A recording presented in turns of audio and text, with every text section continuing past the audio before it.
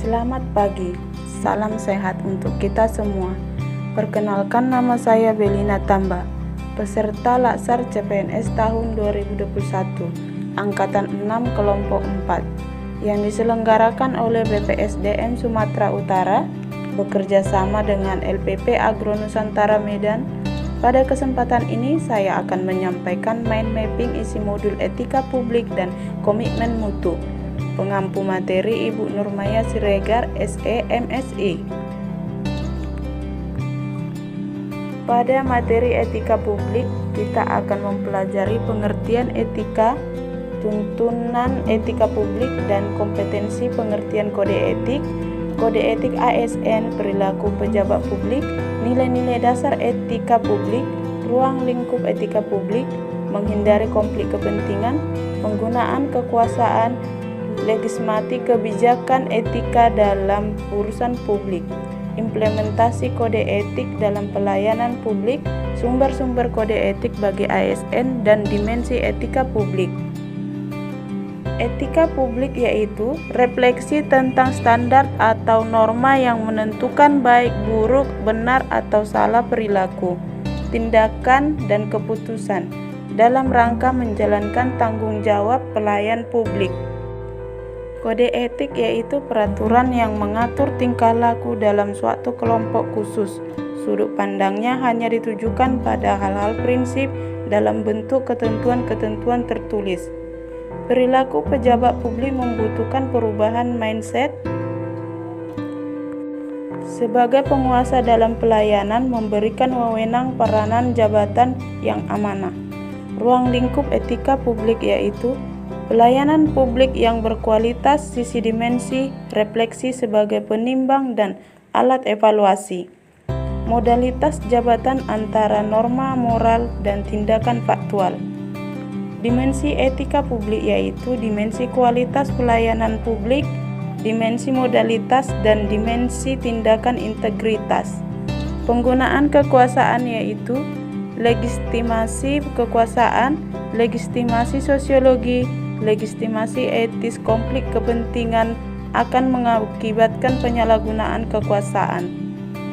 Pergerakan sumber daya publik yang kurang optimal, peningkatan kesejahteraan rakyat terabaikan, konflik kepentingan, aji mumpung, loyalitas ganda, menerima atau memberi suap, pemanfaatan informasi rahasia, menyalahgunakan pengaruh publik, pemanfaatan fasilitas organisasi atau lembaga untuk kepentingan pribadi.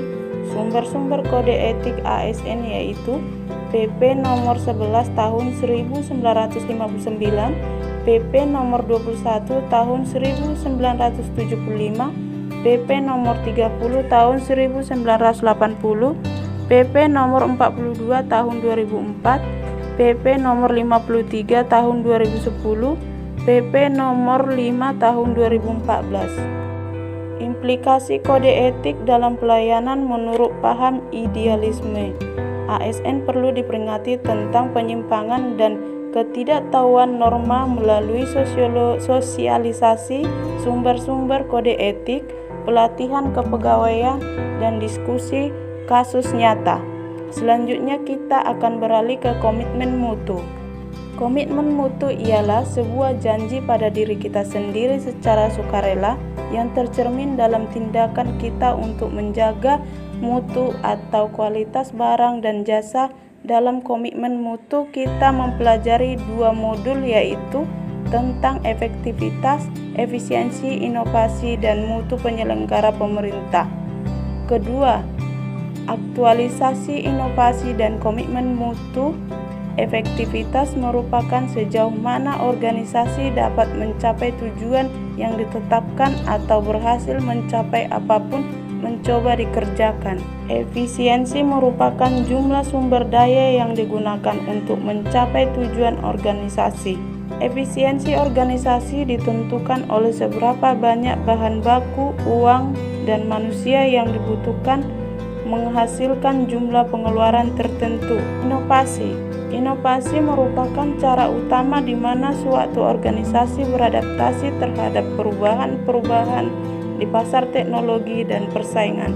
Mutu adalah apapun yang menjadi kebutuhan dan keinginan konsumen dalam efektivitas, efisiensi,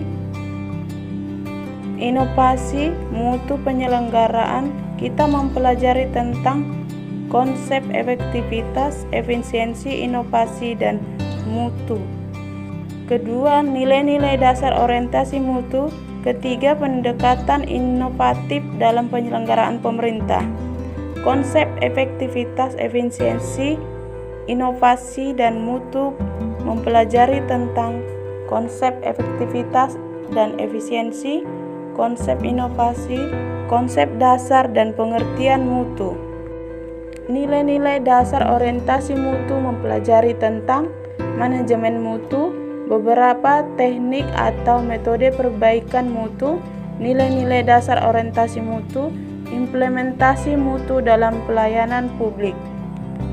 Pendekatan inovatif dalam penyelenggaraan pemerintah mempelajari tentang pendekatan inovatif dalam penyelenggaraan pemerintahan, peningkatan produktivitas aparatur, dan yang kedua yaitu aktualisasi inovasi dan komitmen mutu mempelajari tentang membangun komitmen mutu dalam penyelenggaraan pemerintahan. Yang kedua berpikir kreatif, dan yang ketiga membangun komitmen mutu melalui inovasi. Membangun komitmen mutu dalam penyelenggaraan pemerintah membutuhkan tujuan aspek penting dalam pelayanan mutu dan komitmen mutu dalam pelayanan di tempat kerja. Berpikir kreatif membutuhkan kreativitas dalam pelayanan dan teknik berpikir kreatif. Membangun komitmen mutu melalui inovasi membutuhkan best practice inovasi dalam melayani, peran PNS dalam membangun inovasi pelayanan, aktualisasi nilai-nilai dasar komitmen mutu untuk keunggulan bersaing.